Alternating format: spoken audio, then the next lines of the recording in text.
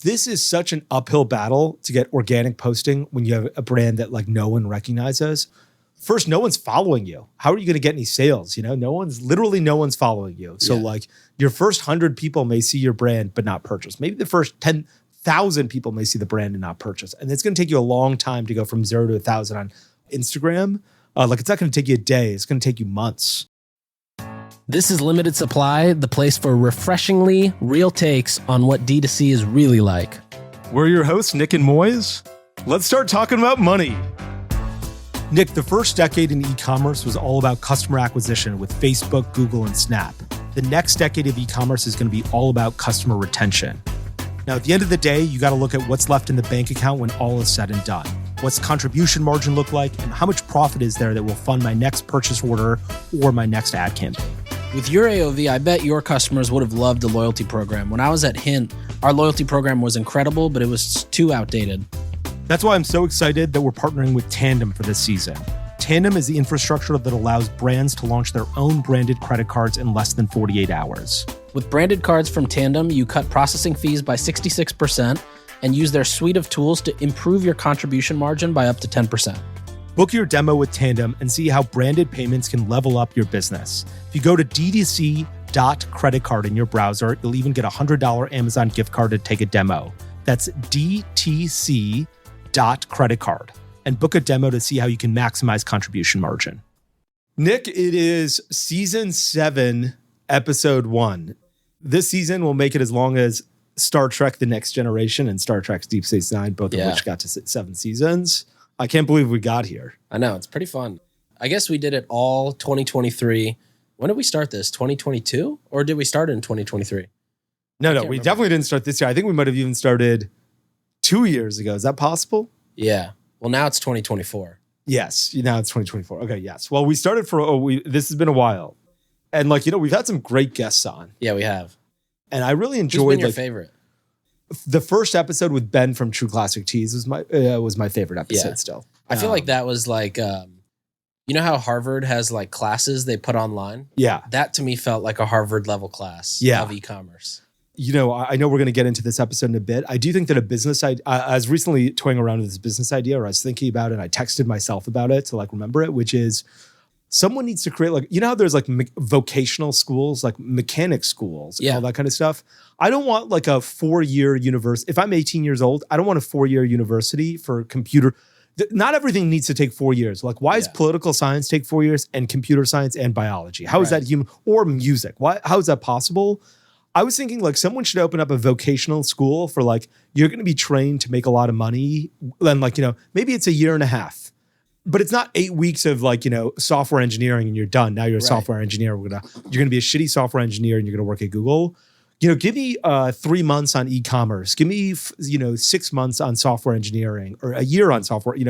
Teach me a vocation so that when I'm done with this, I have a really good understanding of it. Yeah. And I feel like that would have been the first class of like how to run this kind of stuff. Yeah, fully agreed. I also really enjoyed Ty Haney. I thought that was just, as a fan of the brand, I know you are too. It was cool to hear the backstory and what happens. I hope that story one day gets made into a Netflix movie. Yeah, that's, I feel like we've been lucky enough to have a bunch of people who are really genuinely honest with us. Yeah. In part because like we can sniff out bullshit, in part because that like we self-select for that. And like Ty was that way where she's like, look, I had a tough relationship with the chairman of our board. Right. Ben was that way, telling us all of his numbers. Even on the last time we had him on, he's like, this is how much we did in November. This is how much we did on Black Friday.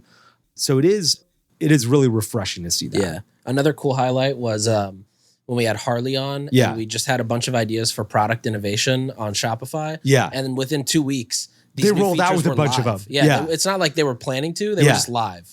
That was insane. I couldn't believe like the cohort analysis. He's like, when I saw it on there, I was like, you did this? Like, you went back and actually did this? That was amazing. Who's your dream guest for e-commerce? Dream guest? And assume it's not Jeff. Let's say it's Jeff Bezos is number 1. Who's number 2? Well, I think one that I think we'll probably get is Ryan from Jolie, just because of how fast that thing has grown. Yeah. Let's see. Another dream guest for e-commerce. Actually, who's yours? Possibly Andrew from Klaviyo. I'd love someone who's like, hey, I'm in the weeds and I've seen this work for brands and this hasn't worked for brands. Yeah.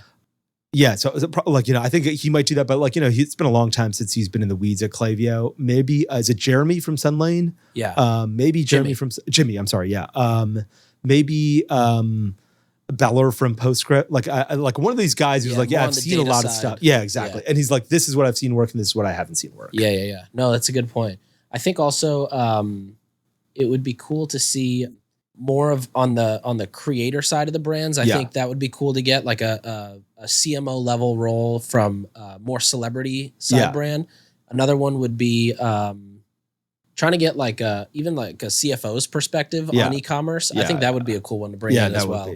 Yeah, we had that great conversation with Cody where like talking about where do you put in human resource, like people who work in the marketing department, are they marketing expenses or not? And I always love conversations like that because everyone makes their own judgment and they're like, this is why I do it. And sometimes it's incentive based and sometimes it's just like, this is where we think it fits. It would also be fun if we did a debate. If we got, if we had like Cody and then a senior level person from like Estee Lauder or L'Oreal or one of these legacy beauty brands. And we almost like set up somewhat of a debate, because I'm sure they would have differences in opinion and how they go about marketing or advertising or whatever it is. Yeah. I think it could be cool to see the dichotomy. That would be really interesting. Yeah. Okay. For this episode, we're doing a Q&A. We got a bunch of questions from our Slack community, which is, several thousand people strong. Yeah. limitedsupplypod.com. And so we got a bunch of questions coming through Slack and I think possibly through Twitter as well. And so we're going to run through a bunch of, Slack user community and Twitter Q&As that we've got. Amazing. We've got thousands of people now who are active on Slack. So I've got some questions that I picked here, and we're just going to get right into it. Okay. So first question comes from Rose. Rose asks, what SaaS companies are most commonly pitched or used by e-commerce brands that are actually adding no real or measurable value, but everybody seems to fall for it? Jesus, that's a good question and like a harsh question. Do we have lawyers on retainer? I will say this. Let me tell you SaaS brands that I don't love. Okay. And one is Recharge. Yeah. I feel like a lot of people use Recharge for subscriptions, and for a long time it was the only option available on Shopify for subscriptions. It was like Recharge and Bolt, and Recharge's integration was much better, but like it is not. When I used Recharge, it was really tough. It wasn't great. And when, I had a conversation like we had with Harley here, talking about Recharge with, executives at Recharge. And I was like, here are obvious product features you should have. And they were like, maybe you shouldn't use Recharge anymore. And I was like, I fucking hate you guys. Yeah. And like, I've never mended that bridge. So I'm not a big fan of that team. And so I'm always like a fan of every other subscription platform. I think you might be in one of them. I'm not an investor in any. You're in two of them. Yeah. I really like Loop. I'm not an investor in any. Let me be clear. I don't have an advisor in any. That guy's a beast. Yeah. This guy who runs Loop. I think. Yeah. If you want him to build out something, it'd be like that Harley thing where they're like, okay, not only that, he'll come fly to you. Yeah. Spend a day with you, learn what you want, and then have it done by the time you wake up. Yeah. And he'll fly from India and then fix it over here, wherever you are. And then on his flight back, you will personally build it so that it's done by the time he lands. So I really like that ferociousness. Yeah. The other things that I don't love, and I hate to mention these because I think you might be an investor in them, but I'm going to mention them anyway. One is like co-op commerce, or like, that thing where you're like, okay, you can share customers at the end of this. I don't think that any of those things work or add value. And I've heard them say that they add value, so I could be entirely wrong. And I've never been associated with a brand that's been using it, I think, but I don't think those things work. Okay. But hopefully I'm wrong. If you're an investor, are you an investor? Now that they're on a CPA-based model, it's worked much better. Okay, they're on a CPA. Before they were on a CPM-based model. Correct. And it didn't work well. It still worked well, but it's one of those things where like it's such a unique placement for ads. It really works best if you're a brand name brand. Like if you're not a brand, it's hard for somebody to see a lip balm and click it and get excited. But if it's like Miracle Balm is right there and you just purchase from Caraway, you might see that and it gets you to click and eventually make a purchase. I think that one time somebody told me that like 10% of people who saw one of those things were active on the other site. I don't even know what the click-through rate is, but I'd be surprised if it was more than 2%. Yeah, I'm not sure. Okay. 2% sounds right though. Yeah, but like, I don't have anything against them, to be clear. I just don't think that it'll work and I wouldn't use it. But like, you may be an investor and other people may be using it. And maybe it does work. Yeah. Honestly, I've never heard people be like, wow, we're really growing our brand based on this type of share. Yeah. What are the other things? I'll give you one other thing that I don't think works, but this isn't really a SaaS company. It's like, those email shares where we're like, win $1,000, win $1,000, and 5 of brands will email all the customers. And as a brand, you're like, we did this once with Vogue, or not with Vogue. It was like with Cosmo magazine. Yeah. And they're like, yeah, we emailed our 2 million people and 3 people signed up. And I'm like, who did you email that like 3 people signed up? I don't think any of those things work. And I think there's some SaaS platforms that are geared towards that. And then I think there's a lot of SaaS companies that are that don't answer this question. Where commonly pitched or used, that are not commonly pitched or used, but they're just too. I'm sorry, they do add real value. They're far too expensive for what they're asking. Yeah. Okay, but you answer the question. Tell me what you think it is. Yeah, I'll actually answer it the other way around. I'll say what I think is what you should really just focus on. I think are the basics. Like, I think the basics are good for probably 90%. This is why everyone likes you and nobody likes me. I'm saying like bad things about people and you're like, no, let me tell you the good guys. Oh, that's so easy. No, first you answer that question, but then I'm going to hold you to this. I'm going to hold your feet to the fire here. You have to say something bad about somebody, motherfucker. All right. So I think, you should use the basics. And I also think that there are, you mentioned this recently on My First Million. A lot of these apps that exist are one Chat GPT update away from being cloned, and you don't ever have to pay for it again. Or some guy in India is going to create the next version of Okendo and clone it, and it's going to work perfectly fine. And it'll be $20 a month. Yeah, and he'll be $20 a year. Yeah, and he'll be exactly. And I don't know why India. If I were in India, I would have an army of Indians just cloning every Shopify app that comes out. Yeah. So I think like you should have, obviously you'll use Shopify most likely. You got to have something for email. You need to have something for reviews, subscription if you have it. And that's honestly pretty much all you need. Like you'll use Google Analytics, or you can use something like Peel if you want something easy. That's pretty much all you need to get started. And then as you grow, depending on what you need, I think the most important thing is, for example, Cody was talking about House Analytics or House, which is some analytics platform. If you go to their site, the logos that are featured on the site are like Ritual or Sonos or FanDuel. These are huge brands. And so I think it's important to make sure that the softwares that you choose or the companies you work with are working with a similar size brand to you, not just that you're aspiring to be like them and end up working with them. Such a good point. Because you end up paying a lot more. I'm not saying anything bad about House. I've never used it.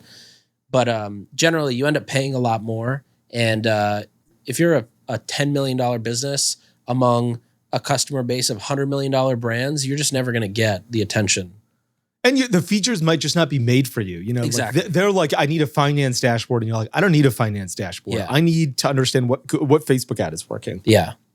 Okay, and so who should you use for like a refer a friend? Like, what's a good software for that? For refer a friend? Yeah, there's Friend Buy. I think there's one. Yeah, there's like Friend Buy. There's Talkable. Honestly, there's 2 that I would use, which are better. One is Social Snowball. I think they just do a better job of refer a friend, and for them, it's more of they're an affiliate platform. So this is just a feature of an affiliate platform. The other one, which is probably not as good of a fit for refer a friend, but can do it, is Superfiliate. Have you heard of that one? Yeah. But Superfiliate you would generally use with more like creators or influencers. Yeah. We used Talkable and Native, and I thought it was great, but I also thought it was really like that was one thing where I was like, okay, where's the guy who's cloned this and it costs $50 a month? Like, why am I paying this? There also has to be like a good structure for a friend. It can't just be, give me $5 and I'll give $5. Like there's got to be, there's this credit card company called X or X1, and they do something where it's like if I text you my link and you sign up, I now get 10x the points for the next 30 days. And so there's like some incentive, or Dropbox I think was like you get extra storage for free. So it's like there's got to be something of real tangible value that I actually want, not just another $5. At Native, we had 4% of our new customer revenue came from like refer a friend, and there was a lot of fraud in there as well, which we didn't really care that much about. Like, there's only one company that's done refer a friend really well in the history of refer a friend, and that's been Dropbox, which was refer a friend. I think Uber storage. Too. What did Uber do?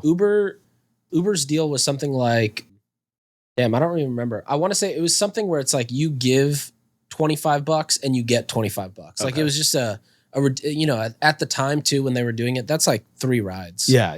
So I remember those days where I'd take an Uber pool and no one would come in and it'd be $4. Yeah. I used to have, there's this guy in India who would sell, like you could tell him your Uber referral code. He would run Google AdWords ads in third world countries that have Uber.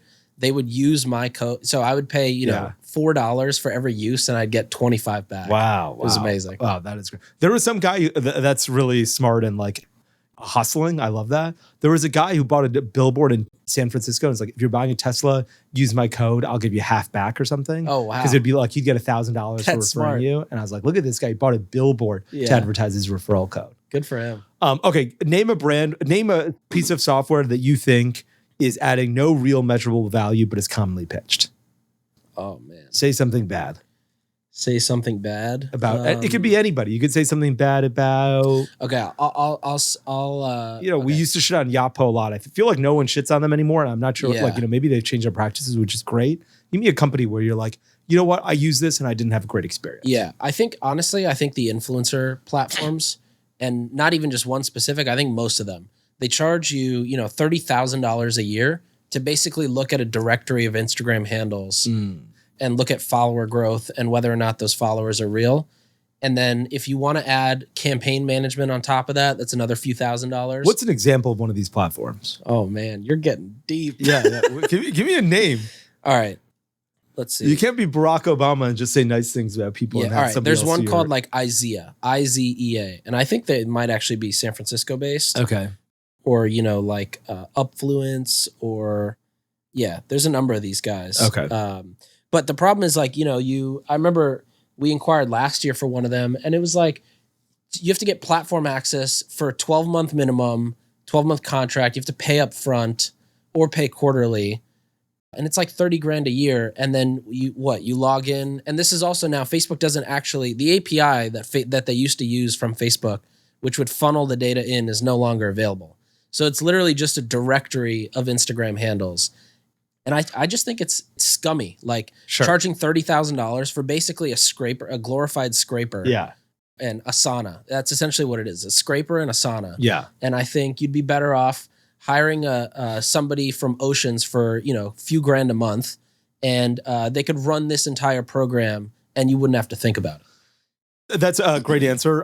So overall, I think the answer to Rose's question is there aren't that many commonly pitched e-commerce SaaS companies in e-commerce that add no value. Like the reality is most companies will add some value. Otherwise, no one's paying for it. Like these are small business. This isn't like, a huge business that doesn't look at their P&L, like, that doesn't recognize $1,000 expense. It's a small business that's run by a family or an individual, and that's his livelihood. And so they're like, this software doesn't make sense. I'm going to stop using it. And so I think that there aren't a lot of these. I think the ones we've mentioned are ones that we probably just had tougher experiences with. And to be clear, with co-op commerce, I haven't even had that experience. I just haven't seen good things or I haven't heard good things about it. But, you mentioned it's CPEA based now, and that's a very different model than it used to be. Yeah. Cool. Shout out to Rose. Rose is very smart. All right, next question. Tough question. Yeah, that was a good question. Next question comes from French. And the question is essentially, there has to be some balance between customer service, customer experience, and, not adhering to every single complaint from a customer. I think mainly in the context of, you ship an order out, somebody says, hey, my order didn't arrive, or it arrived broken, or it's damaged, or, it was never delivered. But, on the brand side, you have the photo from FedEx that shows the box right in front of their door, or that it was delivered, or that somebody's name was received upon delivery. And the question is essentially, I love that photo from FedEx so much, by the way. I wish UPS would do it. That it's is just the like, best. Hey, motherfucker, here it is. We see it. So the question is essentially, how do you balance this as a brand? Do you send a replacement when somebody says my deodorant didn't arrive? Do you just send a replacement immediately? When you send somebody product and they say, oh, I don't really like the scent, I just want a refund. Like, how do you handle that? Is there a certain limit to where you decide, this is too much or we're crossing a line? It is tough to set those customer service policies. And it's even tougher to be manually doing them yourself because it's your money and you're like, this little bitch just cost me $12. So I understand exactly where French is coming from. We would do this, which is, well, let me offer you a couple of solutions. One is I've seen brands sort of say, hey, look, here's an insurance product. If you, cost $1 to insure this shipment, if you choose not to insure this shipment, we're not responsible. Oh, you know what? Going back to the first question, route. I put route on that list. That's who rips people off. That's a great point. I just don't see. I never hear about them anymore. I feel like that business. Nobody's talking about that business anymore. You know, after the episode where we exploited route for suing people, they paid for an article like hyping their exec team up. It was like it was a sponsored article. They bought an article for like PR to go against what we were saying. But anyways, yeah, I feel like nobody's talked about it. Maybe people have moved off. Yeah, that's why I say that like the most commonly pitched things, going back to question one, is like it doesn't exist for a long, like, this isn't an environment where things that don't work get to live. They generally die because people are smart here. There's a lot of dollars at stake, small businesses, so they care about those dollars. So I feel like, and I have no idea how Route's doing or has done, but I feel like generally there isn't that much SaaS that doesn't work. Yeah. That people are pitching. Okay. So what we would do at Native is we would say, hey, we'll send you a replacement, but this is your exchange. We'd say you can get one free return or exchange. So basically, you don't like the scent? Okay, great. We're going to replace this scent. But that's it. Now you don't have the ability to return it any longer. You've had an exchange, and that's the end once of it. Per order? Once per customer. Per customer. So lifetime. Yeah. Okay. If they were like, look, yes, it was lifetime, but I'll get look, if you had purchased 20 deodorants and your third deodorant and your 20th deodorant you didn't like, we weren't going to be like, that's it. You used it on the third. We're like, you got this tag on, we use this, you got a tag in our customer service software that said super.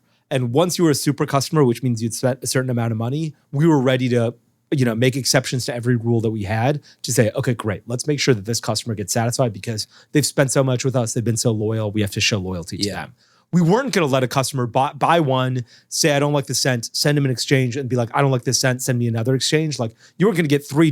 And for deodorants, it wasn't even worth shipping it back. You've used it. We're going to throw it away. So we're just like, here's the new one. Now you have two and they're both like the second one was on us. But that's your return or exchange. You can't do that anymore. Similarly, if someone's like, I got my package, but I don't like it says delivered, but I don't have it. We're like, we'll send you one free one. That's also your exchange. You now have gotten two packages from us. And that's it. Like, they both say that if it said the package wasn't delivered, if it got lost in the mail and said, different story. Yeah, exactly. Oh, it hasn't been moving for 60 days. Right. That's not on you. That's on us. We're shipping you a free package. That's not your exchange. If it's been delivered, that's it. It's been delivered. We'll still send you one free exchange, but then that's the end of the conversation. And we'll say, hey, is there a better address we can ship this to? Do you have a business address? Do you have something that so porch pirates can't get to it? Like, what else can we do here? Yeah. And, people will be like, I was at home all day. I watched my Ring, all that kind of stuff. And we're like, we get it. But what, the other hard part, and I hate getting customer service because I get so riled up about it. People will be like, I was at home all day. I didn't see it. And I'm like, well, or they'll be like, tell the UPS guy to deliver it in the back of the house. And I'm like, how do you think this works? Do you think I call Let me just go back to my group chat with him. Yeah, there's thousands of packages. You live in wherever you live. How do I know you're UPS guy? Like, do you think this is how the world works still? Yeah, sure, no problem. Tell your bank account guy to just send it into my other account, not this one. Call your credit card company and do that really quickly.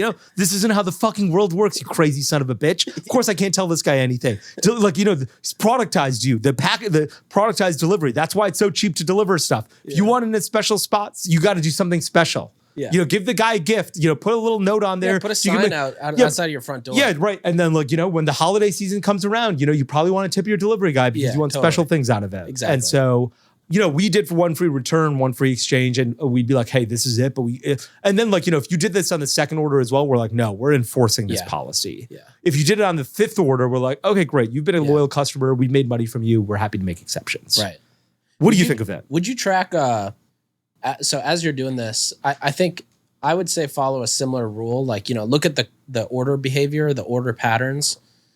Would you ever track profit per customer and decide okay, if we are, let's say, somebody's made 20 orders and so we're, over $100 in profit from the single customer, we're okay to send something free versus okay, this person's placed 3 orders and this is the second time they're complaining, we haven't turned a profit on them necessarily, so we're not going to honor this?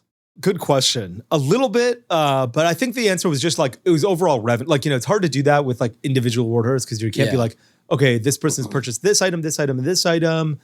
Customer service, this person's profitable, send them, it's like a little bit hard. So we were just like, look, if you spend a certain amount with us, we'd tag you as a super customer and we'd ship you stuff. But it was like, but you're right. Like if there were, if you would purchase 4 times from us and had 3 problems, you might be tagged as a super customer if you spent enough. And then we'd be like, fuck. So there was a little bit of like, one of the things that we'd always try and do is empower our customer service people to make the right decision. I was always like, whatever you think is right is right. Try and put yourself in those shoes. Yeah, not just don't ask me, but also like you can make like here are the general parameters. You can make exceptions to the rule. I remember telling our customer service team, I was like, British ETA, which was this like terrorist organization in England, once tried to kill Margaret Thatcher by blowing up a bridge. And they missed and the bridge blew up, but she wasn't on it, or like they weren't able to blow it up. I forgot what it was. And she was safely returned to 10 Downing. And they called up 10 Downing and they're like, you were lucky. You have to be lucky every time. We have to be lucky only once. Yeah. And I was like, look, we have to be lucky every single time. You guys have to make the right decision every single time because our brand is, you're the forward-facing element of our brand. Every time you interact with somebody, it is an interaction where you could damage our brand. And you should think about that. And you should try not to do things. Even when people are assholes to us, we can't be assholes back to them. When they're outrageous, we have to be calm. And so I tried to empower them and say, hey, look, you can make the right decision and you can do what you think is right. Like think about if you were a third party hearing this and you're like, this person had 3 problems over 3 orders and wants 3 exchanges, probably people would agree that, hey, you don't have to constantly cater to them. Yeah. But this person's ordered 10 times, probably want to bend over backwards to make sure that we do something excellent for them. Totally. Going back to the first question, I thought of another software that is not worth the hype, and that is Narvar. Yeah, oh, wow. Okay, now we're talking. I take back all of the comments I made about all of the brands I said. No, I keep all of them, actually. I take it back. But yes, Narvar. Oh, my God. Could some guy in India charge $25 a month and do what Narvar does for $50,000 a year? Oh, yeah. Definitely. And in fact, Narvar is a free item on ShipStation. You want a branded tracking page? You can get that on ShipStation for free. Yeah.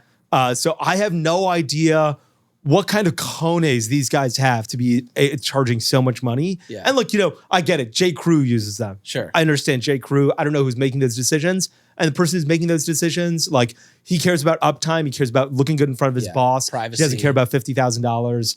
I don't even know. He says privacy, but he doesn't know what that means. And I don't know what that means in this instance either.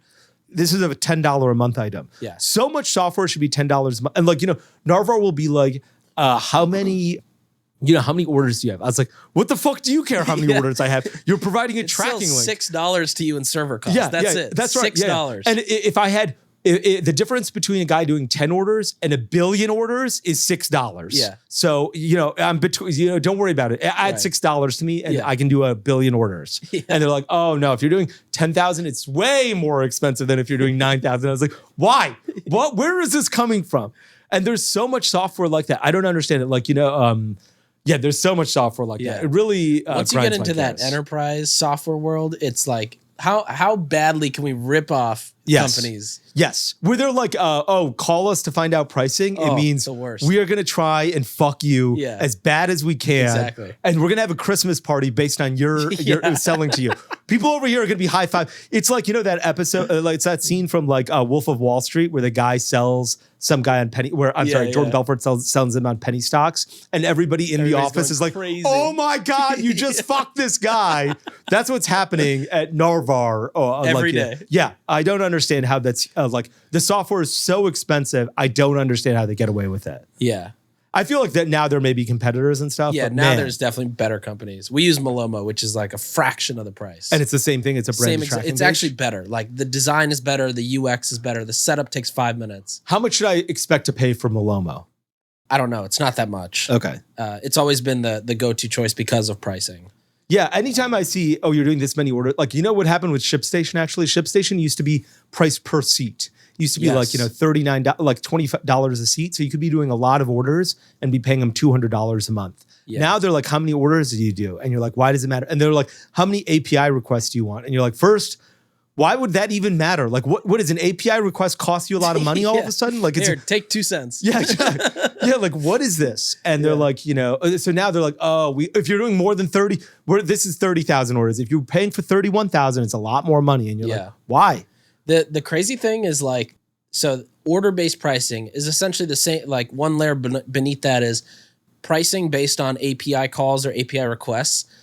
99% of companies don't charge that way. Like I think Twitter is one of the first big companies I've seen that now does that with apps that use the Twitter API.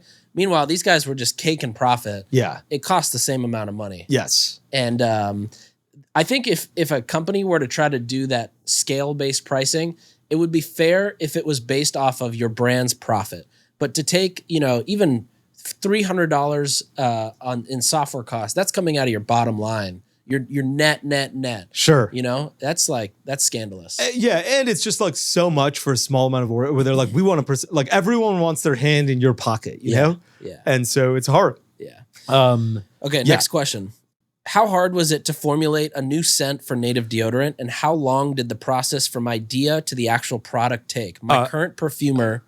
Sorry, let me go back to that last question. The way you were thinking about it as like a bottom profit, I always think about it as like a printer and ink. Okay. And I'm always like, all of these guys are like selling the printer for $10. You're like, buy the software. It's so free. It's so good. And then all of a sudden the ink, they're like, you're over 1,000 orders, 25,000, like 25,000x the price. And you're like, where did this come from? Okay, I'm sorry. How hard was it to formulate? How hard is it to formulate from idea to the actual product? My current perfumer is saying it takes around 6 to 12 months, but I'm not sure if I can wait that long. I don't know as much as you, but I know that that's wrong. 6 to 12 months. Is whoever your current perfumer is insane? Are you crazy? Also, 6 to 12 minutes. Yeah. It's as simple as finding the scent from a perfume house, which there's probably 3 that are the big ones.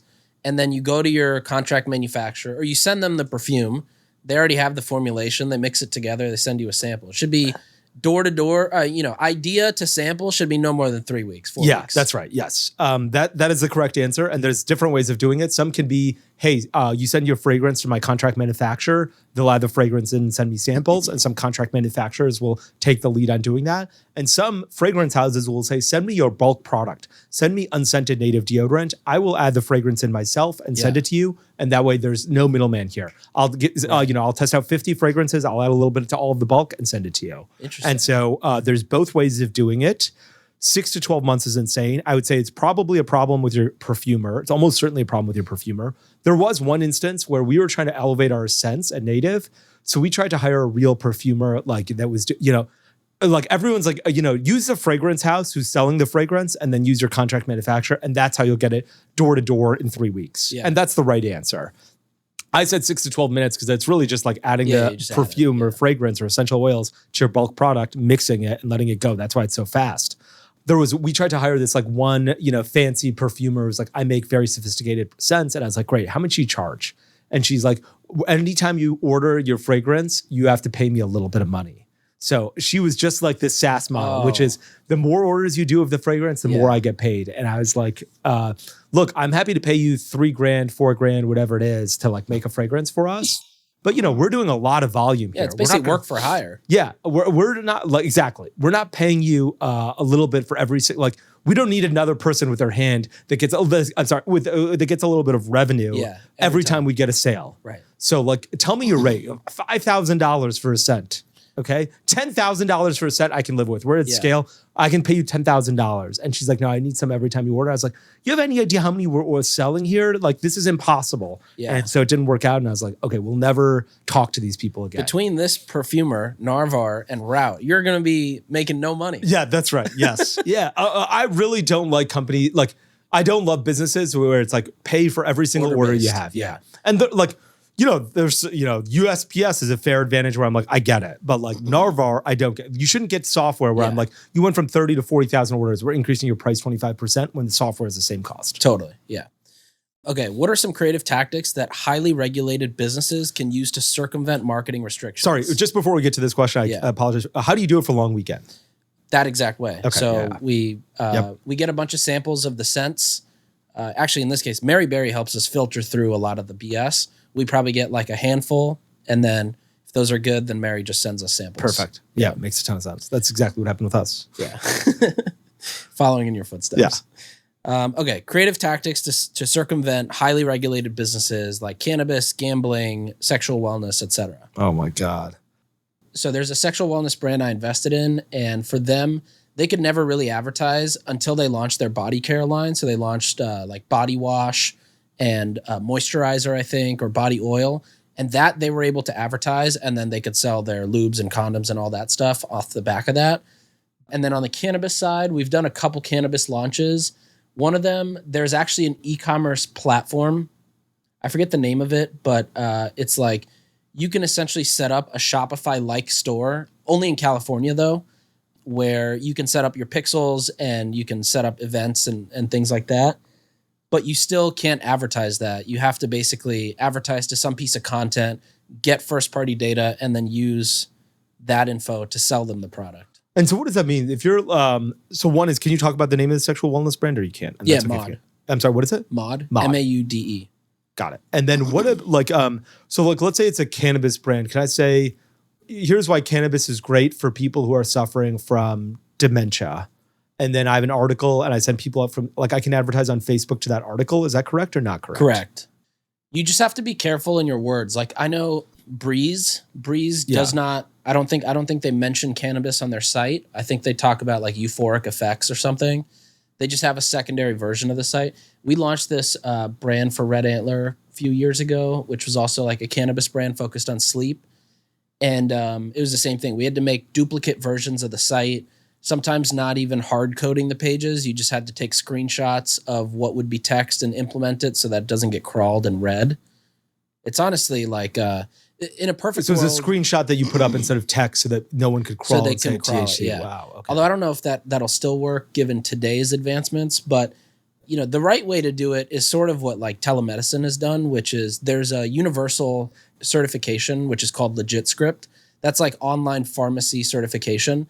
And once you have LegitScript certification, most of the ad platforms need to see that, and then they allow you to advertise. Obviously, not making sure you're not exploiting the use case of Viagra or whatever. Yeah, that is how it should be done. Also, I think in cannabis, which is there should be some sort of thing you go through, even for gambling. I mean, gambling I think has looser rules on running ads, but there should be some sort of a certification you get, which allows you almost like a driver's test to then run the ads. Otherwise, you just have, like right now, there's a bunch of cannabis brands that run ads in the wrong way.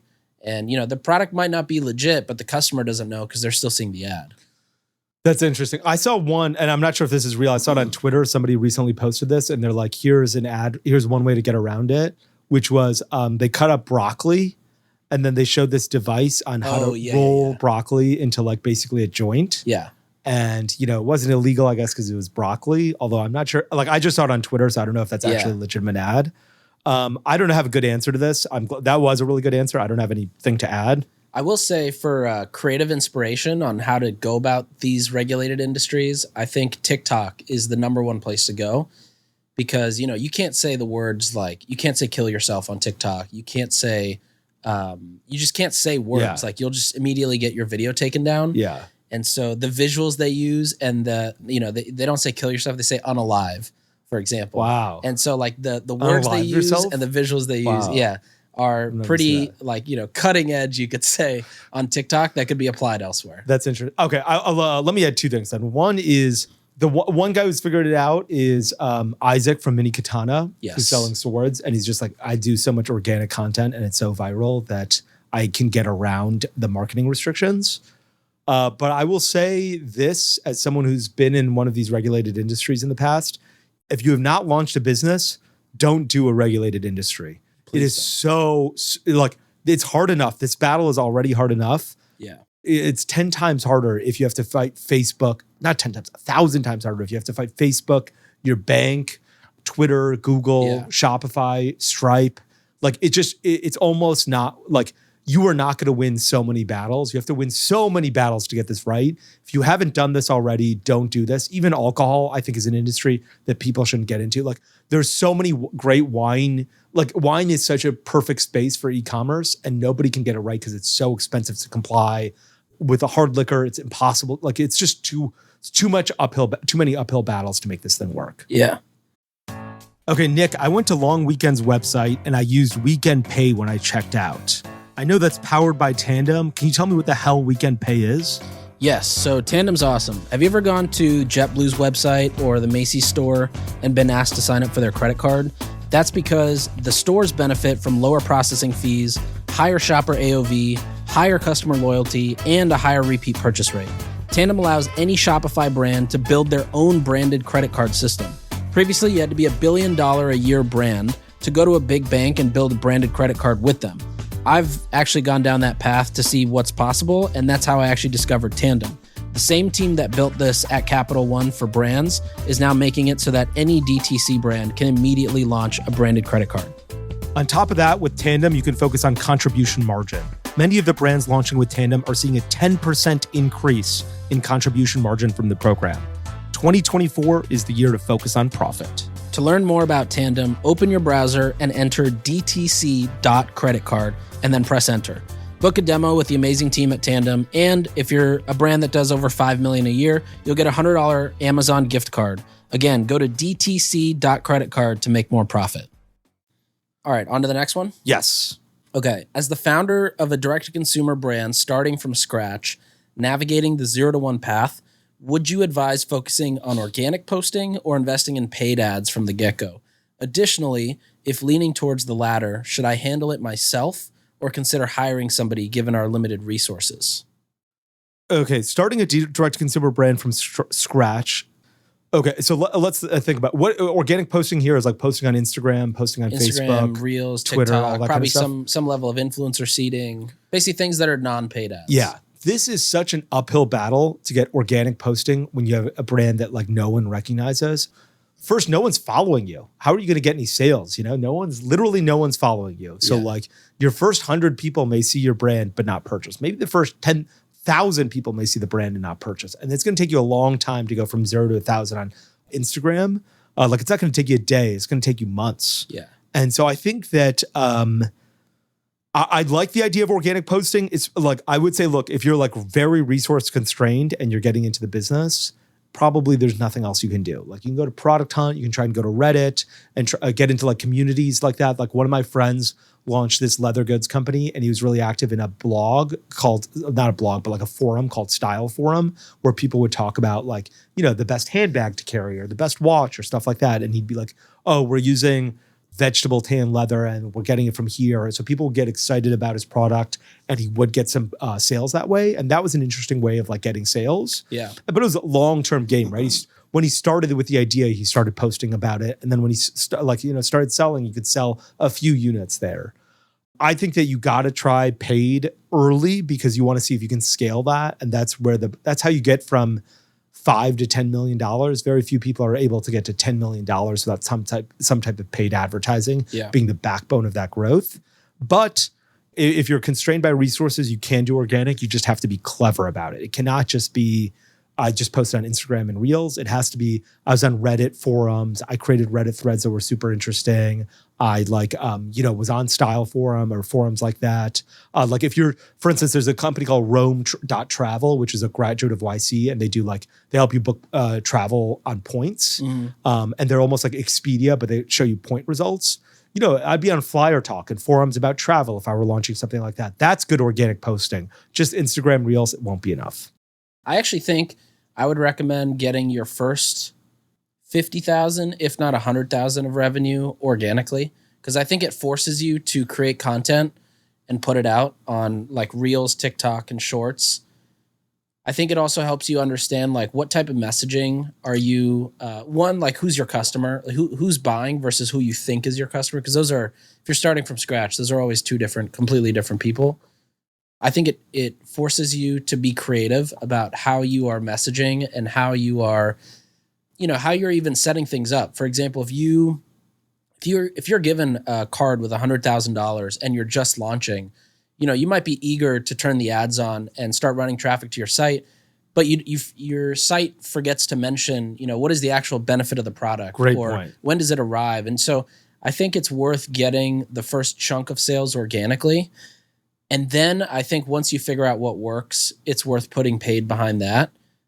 And I say this with the regret of sometimes even spending too early and then later thinking, I should have taken this $20,000 and actually just put it toward getting better content made for organic or seeding it to influencers or trying to figure out what are like the broke man's way of getting top of funnel before turning the ads on. I guess the question is like, isn't the organic posting going to lead to the same issues of like, oh, you forgot to put like important feature benefits of your product. You forgot to put reviews, all that kind of stuff. Is it going to be the same, but it's going to take longer, especially at $50,000, $100,000? Yeah, I think it would take a little bit longer. Yeah. We have a brand that we quietly launched and it took us about 2 months to hit that 50,000 from organic. And you're a pro, right? Like you live. So like if you're, but I wouldn't say I was a pro with organic before we started this. Okay.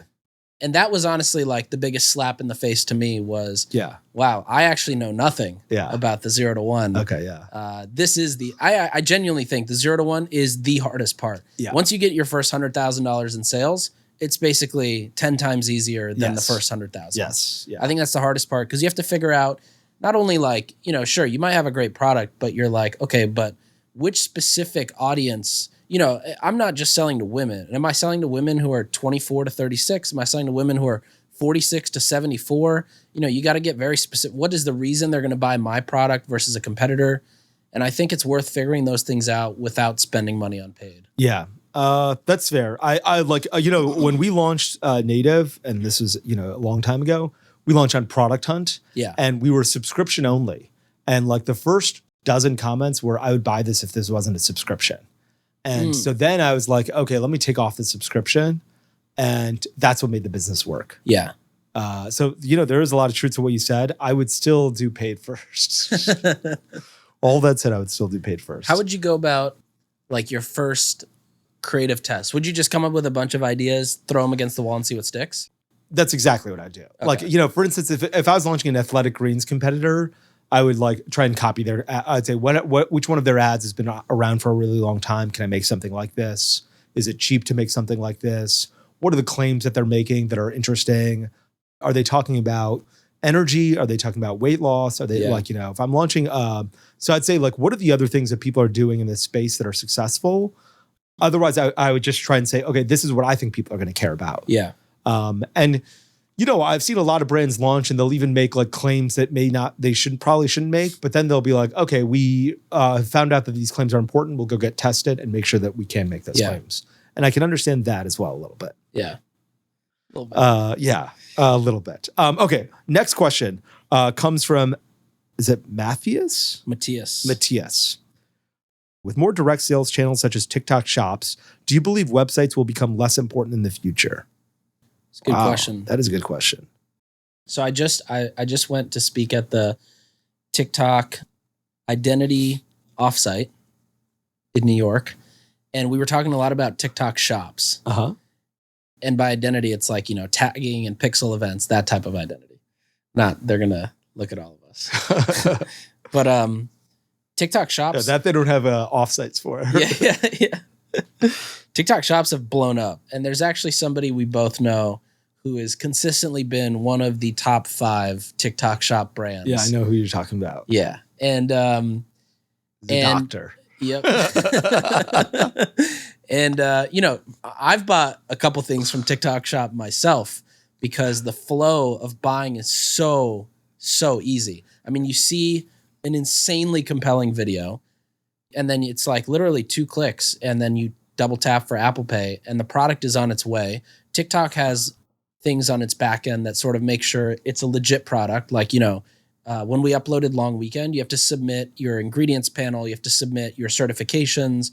Like, it's not like they're just shilling a bunch of stuff. Yep. And you got to provide a tracking number right away, or like in the next couple of days. Otherwise, they're like, we're going to cancel this. We're going to let the customer cancel this order. Exactly. I don't think websites are going to be less important. I do think that, this single product purchase experience will be congruent though. So I think just like TikTok shops sort of focus entirely on one product, feed-based advertising is the online alternative to that, which is I think a lot of advertising will just move toward becoming more feed-based, just like a DPA or Google Shopping, where you have to be better at optimizing what that specific creative is. And also when people get to that page, you have to make sure they can fully understand and learn what you're selling and all that. Yeah. Okay. So let me say two things about it. Well, let me ask one question. Do you know anyone whose business is they do more than 10% of their business through Facebook, Instagram, or TikTok shops? Not personally. Okay. Me neither. But I will say that they're better than I thought they would be. Agreed. I thought they would be like garbage. TikTok Shop is way better than what Facebook rolled out. How so? The user experience is significantly better. Okay. And I think this is also their V1. Like I think they're about to roll out I know they're about to roll out a bunch of updates that I think are going to make the shops much better and more like product focused landing pages versus just 5 images, a description, and a buy button. Yeah. So I'm going to disagree with you and say yes, websites will become less important, but it's going to be so far from now that it doesn't matter. Like the answer is it doesn't matter to you right now. But I think 5 years from now, Facebook will have Facebook should either buy Shopify, which is quite a call, or build their own Shopify. And they've got to build reviews, for instance. I don't understand how Facebook Shop doesn't automatically import reviews. TikTok does. Yeah. Google does as well. I don't know if they import, but they have their own reviews platform, which I think is really interesting. Yeah. The problem is if you're Jones Road Beauty or, you have so many good reviews in so many different places, you want to be like, look, I don't want to start from scratch on my Facebook shop and drive people to Facebook where I've got 0 reviews or 1 1-star review and 5 5-star reviews because that also looks shitty. Instead, look at my 40,000 reviews that I want to send you. Yeah. What's crazy is I believe that the iOS rollout made Facebook's information so gray that Facebook decided to roll out their own shop, and it will make Facebook build their own version of Shopify and Amazon product page so that people can build really beautiful pages inside Facebook to get sales. Yeah. And so I think the answer is yes, but not for a long time. Yeah. The other thing TikTok Shop does, which I think is genius, is when you upload a product, you have to answer so many little questions. Is this organic? Is it vegan? Is it safe for this? Is it safe for that? Does it do this? And all these little questions, I think, are going to build them the world's greatest model of who to serve which ads to. Oh, because if someone's like, I only buy vegan stuff. Yeah, only it's like, TikTok know that now. Facebook doesn't really collect any of that. They're just like, sync your Shopify feed and that's it. But TikTok asks so many questions that they'll be able to identify patterns. Another software that came to mind as we got to add it to the list at the beginning. Ready? Yeah. Bazaar Voice. Oh, God. God, yeah. As you were talking about review syncing, that came to mind. Yes. I do think that Facebook doesn't focus on Facebook shops, or I feel like there isn't. I don't hear a lot of people. Yeah, there was a little focus on it, and then I think it went away. Yeah, and I think someone inside Facebook should be empowered to be like, look, we're building Facebook shops into a real platform. We're going to make it, I hate to say it, a genuine competitor to Shopify, but a genuine competitor to Shopify. You will want to drive ads to your Facebook shop instead of your website because we have everything that your website offers. We have a lot more data that we can collect here and a lot more data we can provide, a lot more data such that we can make better decisions for your advertising in the future. Like think about all the guys who we've chatted with that spent 80% of their ad budget on Meta. Yeah. I bet they'd be willing to say, okay, I'll make my Shopify site less important and my Facebook site more important if you can make that 80%, 10% more efficient. Totally. And I bet they could do that if they were like, most of your transactions happen through Shop. Yeah. And so, they should build out a desktop version. They should import reviews. They should be able to make, Amazon lets you make this, it's called like an A+ product page where you have a bunch of like different information about your product after like the top part. You should have all of that. Like, give me like right on average, this shop, Facebook could say on average, this shop provides a tracking number within 24 hours. Totally. To get to even earn you more credibility. 85% of customers are satisfied. Yes. Yeah. And so it could be a third party that offers a lot more credibility because a lot of people who are buying on direct to consumer are like, I don't trust direct to consumer. I don't know. I've been burned before. Is my credit card information going to get stolen? All that kind of stuff. On Facebook, that's not going to happen, but it'd be great if you could do a lot more. But subscriptions, for instance, you can't do that on Facebook Shop as far as I'm aware. Right. They have to build out a subscription platform. Too, you can't do it. So that's a lot of you want to make it so that when I send out an email, I can probably send them to my Facebook Shop if that's going to be fast. There's a lot of reasons. There's a lot of lift that they need to do in order to make their product good enough such that websites matter less, but I think they can do it and I think they should do it. Agreed. Fully agreed. All right, next question. Yes. All right. What is the best strategy for brands that don't solve a obvious problem, but rather just promote a lifestyle?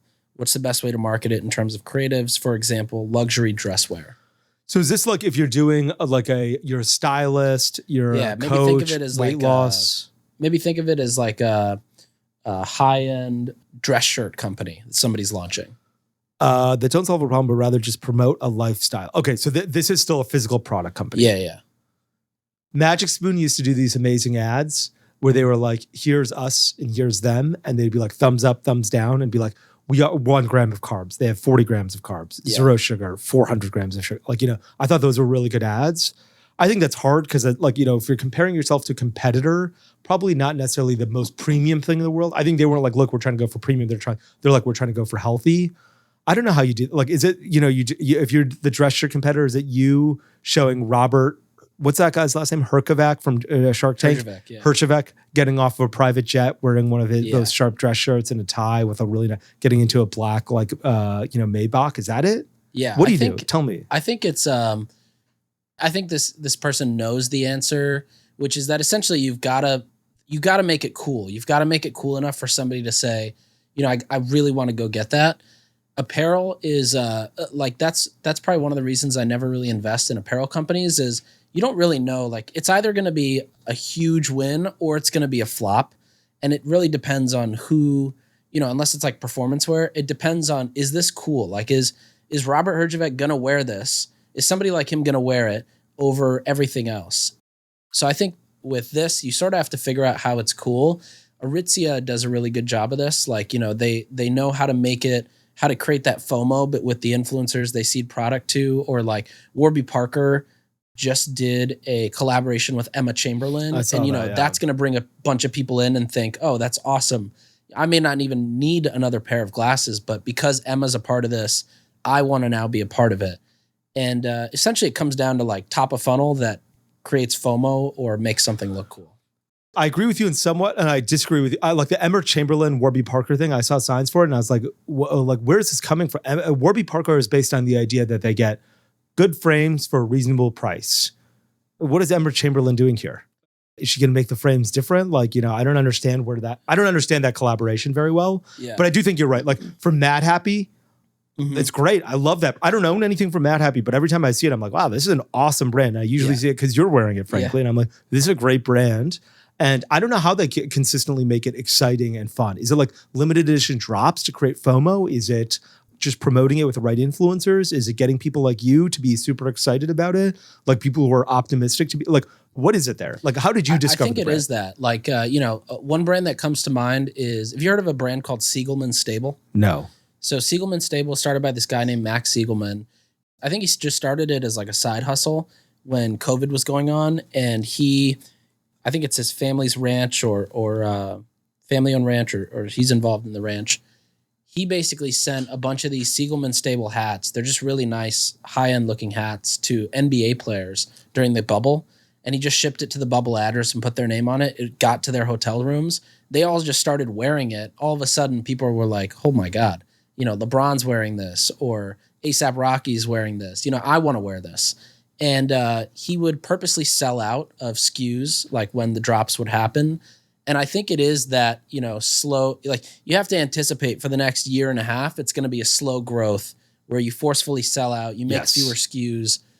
It's not something my brain is wired to figure out how to do or probably even has the patience. But I always have a hats off, hat tip to those people who do figure that out. That is really good. I feel like I think of another example Sporty and Rich, which remember that they've done a good job of being cool. I'm not sure how, but that's awesome. Yeah. I think I heard Allbirds when they launched, they sent their shoes, their tree wool shoes to a bunch of startup CEOs to get them to wear it, hoping that it would trickle down to the C-suite and the rank and file at startups. And I heard Patagonia did the same thing with their vests. They gave it to Facebook execs, and a bunch of people were like, oh, if Mark Zuckerberg's wearing this, maybe it's awesome. Although I'm not sure if Zuck was the guy wearing it. And so I think that is a really interesting, that's a great way to seed your product and make it interesting. It is certainly a slow burn rather than going back to paid ads, which is I want revenue right now. That's a great example. Yeah, I do think you need to make it interesting and fun. And does that moment, I guess, let me ask another question. Does that moment pass really quickly? This is the hard part for me with apparel brands. I feel they're all hot until they're not, and then they're dead. But I don't know. There's some, like Aloe doesn't seem to be going that direction. It seems to be exciting still. I think it comes back to, again, can you figure out how to make it cool? Like, can you get the stylish people wearing it again or talking about it again? Like, you know, like Crocs is a good example of this, right? Like Crocs was really big. Then it sort of like went under the radar. And then as of last year or 2 years ago, they're back in a huge way. Yeah, and it's because of the collabs they're doing. Yeah. And I would love to do like an episode where we brainstorm ideas for how to do top of funnel, because I think that most people, when they hear top of funnel, they think, okay, we got to start running TV or podcast, or we need to throw up out of home. But the best top of funnel is, I think, collabs like this, like Warby Parker bringing Emma Chamberlain in, or Emma Chamberlain doing Aritzia, or Post Malone doing something with Crocs. You know, like there's no better top of funnel, or the Skinny Confidential doing a product with some brand. You know, like that is the best top of funnel. Even it might not convert on that exact product, but then make your brand, when, you know, you're coming to Thanksgiving shopping and you see Jolie, you're like, wait a second, I learned about this because Jolie did a collab with this company. Yeah, it makes your brand relevant for sure. Like I remember Crocs. For me, they came back, and now I own a bunch of pairs of Crocs, and I love them. Yeah. Do you own any Crocs? No, I've never. Oh my god, it's the best shoe in the whole world. Like, I probably own 4 or 5 pairs now. Wow, I've got them all in the last 5 months. They're incredible. You put them in sport mode. You know, they did this collaboration with KFC where they had like little chicken wings hanging off the front.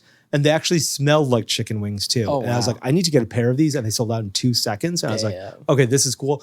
So I do think that I get where you're coming from collabs. I think there are misses with collabs. I think that Emma Chamberlain and Warby Parker might be one of them for me, because I'm just like, I understand what Warby Parker, like. It's a very niche audience. Yeah, maybe it's a very niche audience. I think there are opportunities to do a lot of collaborations. And I think that, you know, Emma Chamberlain can be like, hey, we're making a, you know, like Erewhon always does a smoothie that's like, this is a Kim Kardashian smoothie. It's $24. And you're like, well, let's see what's going on here. Yeah. Is there a firm for this smoothie here? But yes. I do think that is a way to make your brand really relevant. Yeah. Drink now, pay later. Yeah. Do you know where Erewhon's name comes from? No. I heard it's like, what is it called? It's an acronym, or not an acronym. What is it with, like, you know, you can rearrange the letters and it's like nowhere. It actually is nowhere spelled in different letters. Interesting. But it's not like backwards. It's not like a palindrome or whatever, but whatever it is where you like rearrange the letters. It's nowhere. That's amazing. Okay, I think we got time for one more question. Let me go to this one, which is, if you were to start an e-commerce business today, what industry would you go to, and how much money do you think it'll take to go from 0 to 1 to validate the market? Oh man. Industry, I'm not 100% sure. I would make sure of a few things. I think I'd make sure there's enough margin to spend money up front, get a customer. There's enough margin there's some sort of repeat purchase, ideally a cadence, so a subscription, and something that has like a direct effect on your life, you know, a direct benefit on your life. So not something where it's like it, you know, makes your room smell better, but maybe something that changes your life for the better. I love that.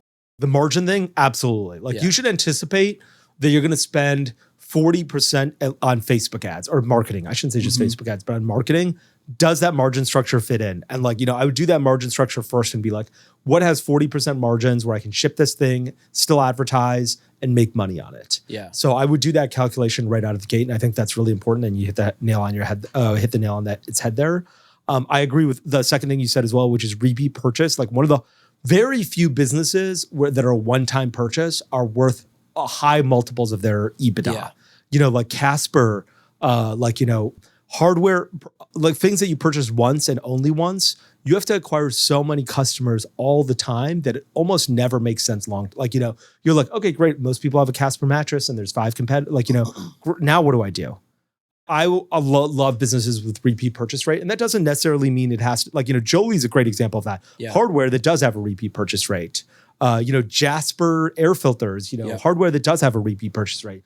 You know, deodorant, you know, repeat purchase rate. It doesn't have to be personal care, beauty. It can be other things that have a repeat purchase rate.